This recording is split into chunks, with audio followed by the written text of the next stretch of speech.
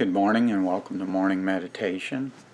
We're going to continue in the book of Psalms. We'll finish that up at the end of October and then move on to a different meditation. But again, I want to encourage you, and I love the book of Psalms. Dr. Ray Young taught me this about 8 years ago, and I've used it since then. It's just to take one psalm, like today's October the 1st. Take Psalm chapter 1, add 30 to that, 31, 61, 91, 121, and read those 5 Psalms. And do that each day. And boy, what a blessing that'll be. It will help you in your Christian life. I think 3 books of the Bible we need to read regularly. Proverbs for wisdom, Psalms to have a heart after the Lord, and the book of Acts to have New Testament zeal. When a Christian has those 3 elements, wisdom, love, and zeal, you'll have a fantastic Christian life. Psalm 131 this morning. Lord, my heart is not haughty, nor my eyes lofty, neither do I exercise myself in great matters or in things too high for me. Surely I have behaved and quieted myself as a child that is weaned from his mother. My soul is even as a weaned child. Let Israel hope in the Lord from henceforth and forever. And boy, what a blessing the instruction of that psalm is. Too often our soul is busy inside and outside. We're running 1,000 different directions and getting nothing done. Have you ever had a day like that where you feel like, man, I've got too much to do, too little time to do it? If we skip over the important things, I love what Luke 10 says. Martha was cumbered about with serving, but Mary chose the needful thing, and that was to be at Jesus' feet. Make sure you choose the needful thing today.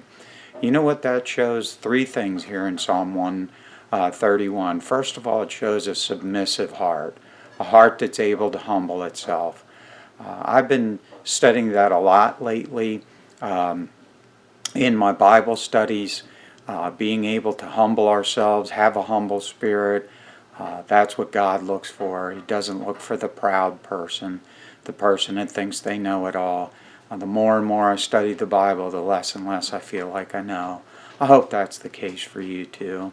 I hope you have a submissive heart, submitting to the authority of God, submitting to the authority of the New Testament church. And by the way, New Testament churches can be different, but we all need to obey the biblical principles as they're laid out. Pride sneaks in, the pride of success, the pride of life, the pride of not accomplishing something, and boy, it'll change our methods, it'll change our message, and we need to stick with the old-time gospel.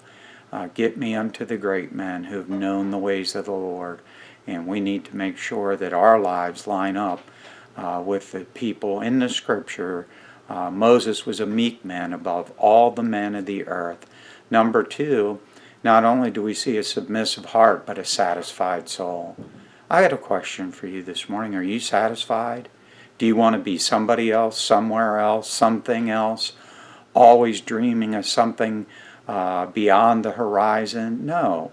Get happy with who you are, where you're at, and what God has done in your life. Learn to say, you know what? All things are working together for good, and God has a great plan for my life.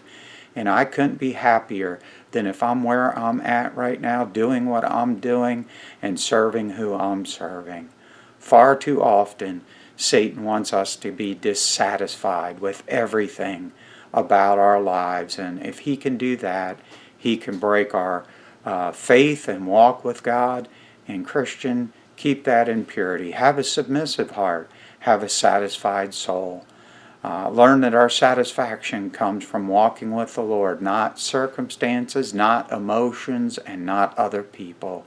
Those 3 things I've seen end up driving a lot of people's Christianity, and it ends up ruining their ability to enjoy their Christian life and be a satisfied soul. Last of all, I see a steadfast hope. Our hope this morning is in the Lord. The Bible tells us that there's a steadfast hope that the Lord's going to come back soon. I'm looking forward to that. I hope you are too. As we study the Psalms together, I hope you're encouraged, you're enriched, you're edified, and you decide in your life, Jesus is all I need. God bless you and have a wonderful day today.